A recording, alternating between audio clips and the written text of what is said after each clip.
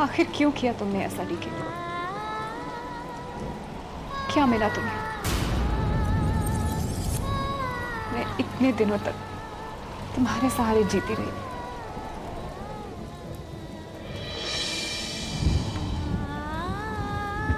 और तुमने सबके सामने मुझे बेइज्जत कर दिया। क्या मिला तुम्हें इस तरह मुझे बेइज्जत करके? मुझे तो समझ में ही नहीं आ रहा कि तुमने ऐसा सोचा भी क्यों कि मैं तुम्हारी जान लेने की कोशिश करूंगी। ऐसा क्या हो गया डीके जिससे तुम ये मान बैठे कि मैं तुम्हें मारना चाहती थी? तुमने कहां से मुझे अपने आप पर गोली चलाते हुए देख लिया? जिस वक्त तुम पर हमला हुआ था उस वक्त मैं तो जेल में थी डीके। काश आज कंचन जिंदा होती तो वो न केवल मुझे तुम्हारी नजरों में बेगुनाह साबित कर देती, बल्कि शायद तुम पर हमला करने वालों को अब तक सजा भी दिलवा चुकी होती। मार दिया गया उस बेचारी को भी। मुझे तो लगता है कंचन की मौत में भी वेदांत और गार्गी का ही हाथ है, क्योंकि उन्हीं लोगों को तो पकड़े जाने का डर था। अगर डीके ने मुझे अपने आप पर गोली चलाते हुए देखा है तो ये भी तो हो सकता है वेदांत और गार्गी ने किसी को मेरे जैसा बनाकर अपनी चाल का हिस्सा बनाया हो। पर वो कौन हो सकता है? वेदांत और गार्गी के अलावा वो तीसरा इंसान कौन है जो मेरी बर्बादी का जिम्मेदार है? हे भगवान, अगर मुझे मेरे सवालों का जवाब नहीं मिला तो मैं मर जाऊंगी। इन हालात में कौन मेरा साथ देगा? कौन मेरा साथ देगा?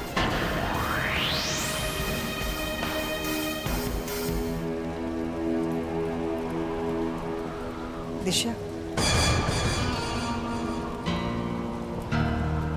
आई। दिशा, मुझसे तुम्हारे आंसू देखे नहीं जाते। मैं डीके से बात करूंगी। मैं उसे कहूंगी तुम्हारे बारे में जो गलतफहमी उसके दिल में है वो निकाल दे। मैं भी जा रही हूँ डीके के घर, अभी इसी वक्त।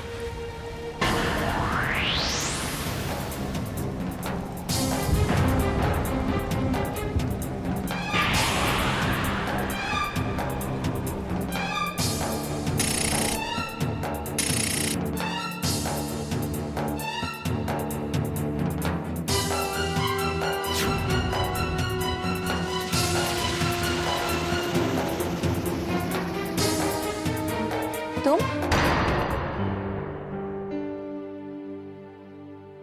Good morning.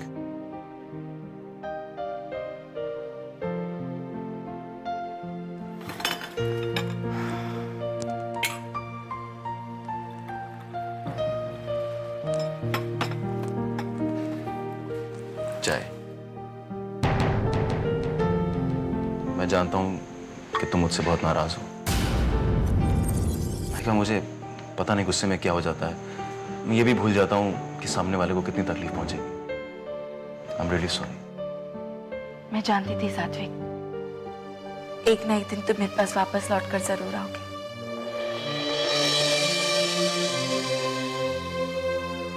तुम नहीं जानती सॉरी कहकर तुमने मेरे दिल पर से कितना बड़ा बोझ उतार दिया है। आज मैं बहुत खुश हूँ सात्विक, बहुत खुश।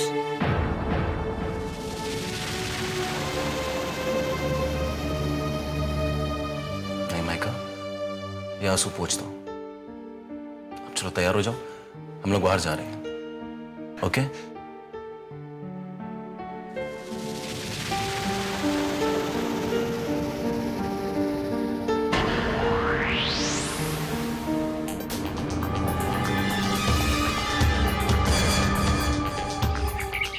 उन्हें जो समझ में आए करने दीजिए ना।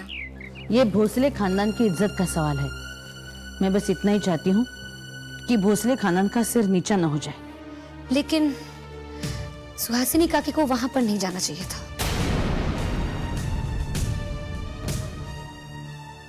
क्या बात है, आप लोग सब मुझे देखकर चुप क्यों हो गए?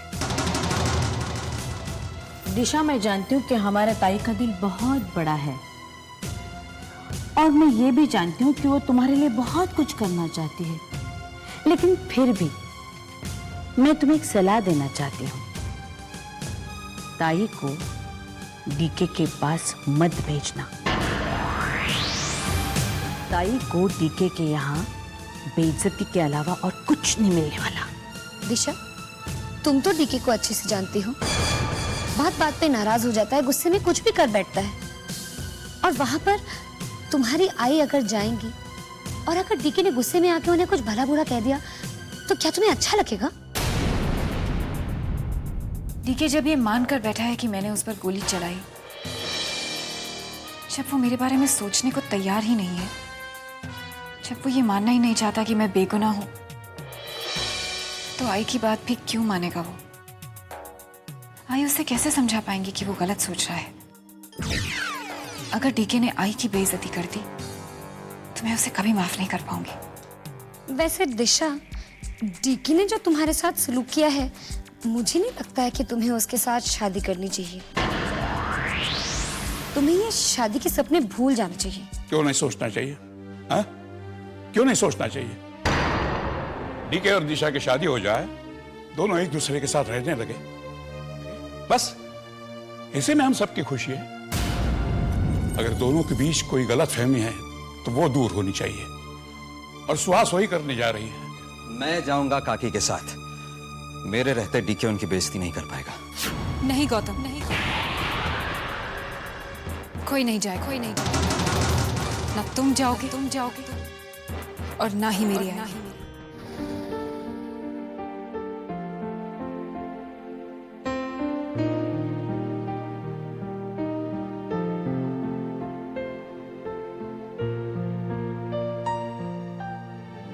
आई। आई मुझे पप्पा पर पूरा विश्वास है। पप्पा के घर देर है अंधेर नहीं, वो मेरे साथ जरूर न्याय करेंगे। मुझे पूरा विश्वास है कि मेरी इच्छा जरूर पूरी होगी। डीके और मैं जरूर मिलेंगे। आई, अगर पप्पा ने डीके और मुझे नहीं मिलवाना था तो फिर वो मौत से लड़कर जीत कर वापस क्यों आता? पर वापस आने के बाद भी डीके ने ऐसा क्यों किया? आई, डीके किसी गलतफहमी का शिकार है, बस इतनी सी गलती है उसकी। आई, अगर डीके ये मान कर बैठा है कि मैंने उस पर गोली चलाई है तो फिर उसे कोई नहीं समझा सकता। पर तुम जानती हो ये बात में सच्चाई नहीं है। ये बात डीके को समझाना बहुत जरूरी है और मैं उसे समझाना चाहती हूँ। प्लीज दिशा, मुझे मत रोको। आई, आपके वहां जाने से कुछ नहीं होगा। मैं कोशिश कर रही हूँ कि डीके ने मेरे साथ जो कुछ भी किया है उसे भुला दूं, लेकिन अगर उसने आपकी बेइज्जती कर दी तो मैं वो कभी नहीं भुला पाऊंगी। अगर डीके और मेरे रिश्ते के मायने यही थे तो यही सही। मैं खुश हूं। आज के बाद मेरी आंखों में आंसू आप कभी नहीं देखेंगे। फिर ये क्या है? ये तो खुशी के आंसू हैं। आई, आपके लिए खुश हूं कि आप इन हालात में मेरे साथ हैं। वादा कीजिए आज के बाद मेरे लिए आप कभी दुखी नहीं होंगी और आपकी आंखों में कभी आंसू नहीं आएंगे।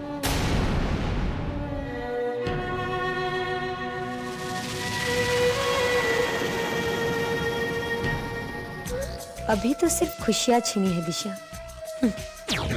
बहुत जल्द वेदांत तुमसे तुम्हारी जिंदगी छीन लेगा। ठीक है बेटा, अगर तुम कहती हो ना तो मैं डीके से मिलने नहीं जाऊंगी, पर इतना जरूर कहूंगी, तुम डीके से मिलो और उसे बताओ सच्चाई क्या है, वरना वेदांत से कहो, वो जाकर कहेगा। वेदांत तो आस्तीन का सांप है। आई, पता नहीं कब डस ले। मेरी सारी खुशियां उसी ने तो छीनी है। क्या प्यार और खुशी मेरी तकदीर में ही नहीं है पापा? मिस्टर सहगल, क्या ये सच है कि आजकल आपके परिवार में झगड़ा चल रहा है? कहीं ऐसा तो नहीं मिस्टर सहगल आप इसलिए चुप हैं कि इल्जाम बिल्कुल सही है? साइड हटिए। मिस्टर सहगल, क्या ये भी सही है कि गार्गी सहगल मौत के करीब है? खबरदार जो मेरी मॉम के बारे में कुछ कहा। चलो यहाँ से।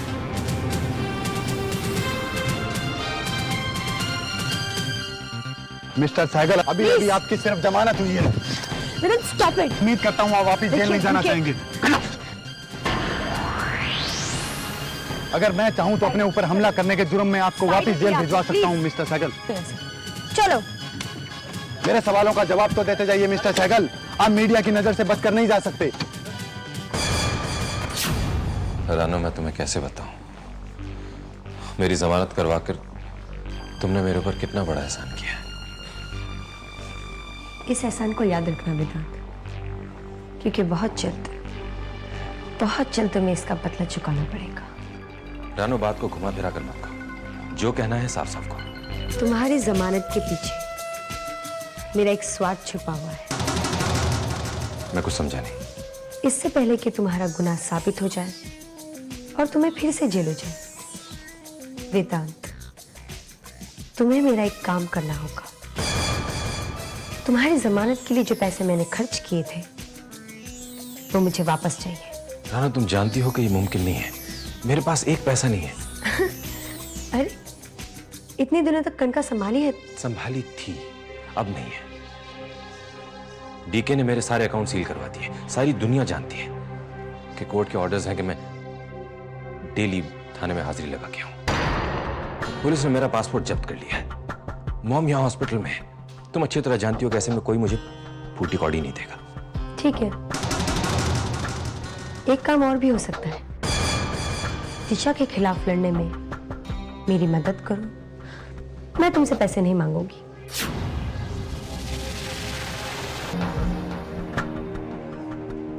बोलो वेदांत, दिशा को बर्बाद करने में मेरा साथ दोगे?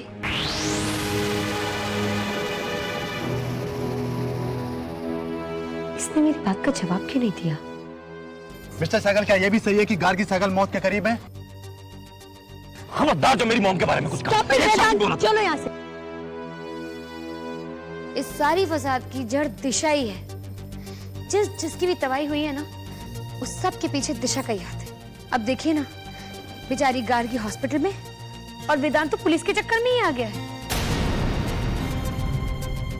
अरे रानो, क्या मैंने जो सुना वो सही है कि गार्गी हॉस्पिटल में है? मतलब एकदम सीरियस है, एकदम मौत के करीब है?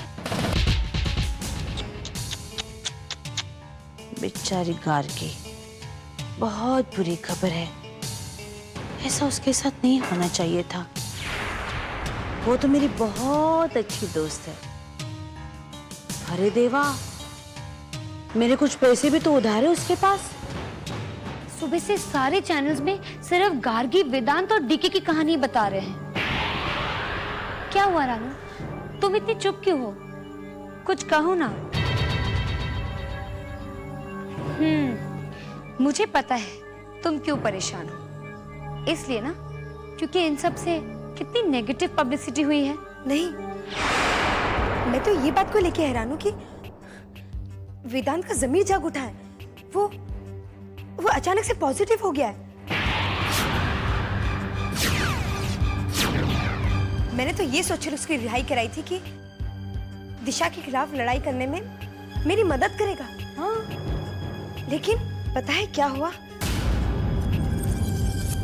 रानो, जिसकी जिंदगी में मुसीबतों का सैलाब आया हो, वो परेशान नहीं होगा तो और क्या होगा। मुझे तो बस एक ही रास्ता नजर आता है इन मुसीबतों से बाहर निकलने का, कि मैं दिशा की मदद करूं। रानो, थक गया हूं ये फरेब, धोखा, ये चाले चलते चलते। जिंदगी खुद एक फरेब बन के रह गई है। ऊपर वाले ने सजा दी है मुझे और मॉम को, हमारे किए की। देखो, मॉम यहाँ हॉस्पिटल में मौत से लड़ रही है और मैं, मुझ पर मुसीबतों का पहाड़ टूट पड़ा है। मैं और ये धोखा और ये फरेब नहीं करना चाहता। मैं अपने पापों का प्रायश्चित कर लेना चाहता हूं। I'm sorry रानो, मैं अब किसी को तबाह और बर्बाद करने में तुम्हारा कोई साथ नहीं दे सकता। कम से कम दिशा का तो बिल्कुल नहीं। और तूने जो पैसे मेरी जमानत में खर्च किए हैं, वो मैं कोशिश करूंगा कि तुम्हें जल्द से जल्द लौटा दूं। मगर अब मैं किसी की बर्बादी की वजह नहीं बन सकता। प्लीज, मैं दिशा के खिलाफ तुम्हारी कोई मदद नहीं कर पाऊंगा। वेदांत, तुम्हें याद है ना दिशा ने तुम्हारे साथ क्या क्या किया था? मैं वो सब भूल जाना चाहता हूं। मैं अब कुछ याद नहीं रखना चाहता। अब मुझसे किसी भी तरह की उम्मीद मत रखना रानू। I'm sorry।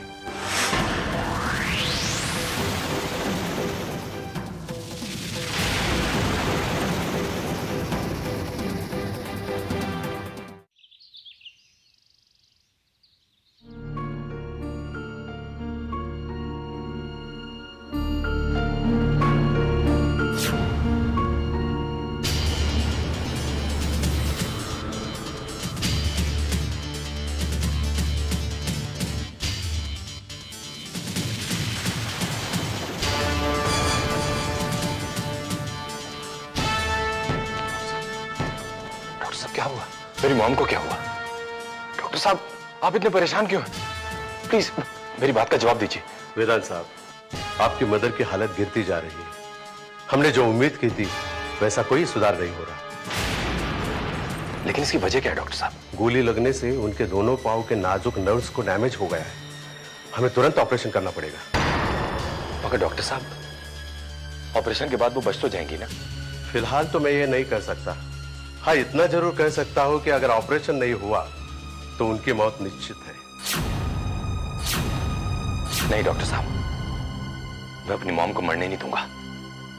आप ऑपरेशन कीजिए, आप उनकी जान बचाइए। मैं अपनी मॉम की जान बचाने के लिए कुछ भी कर सकता हूं, मगर वादा कीजिए डॉक्टर साहब कि मेरी मॉम ऑपरेशन के बाद बच जाएंगी। हम तो कोशिश कर सकते हैं मिस्टर सहगल, लेकिन ऑपरेशन में भी एक प्रॉब्लम। क्या प्रॉब्लम है डॉक्टर साहब? ऑपरेशन के लिए इनका होश में आना जरूरी है। तब तक आप सारी फॉर्मेलिटीज पूरी कर दीजिए और पैसा जमा कर दीजिए।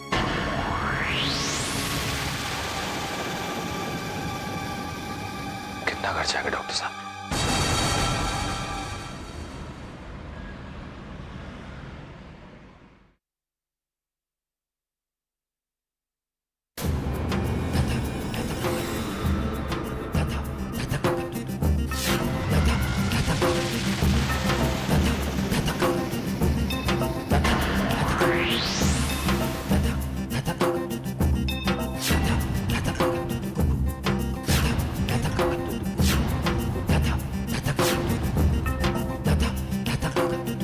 तुम्हारी हिम्मत कैसी हुई मेरे घर आने की?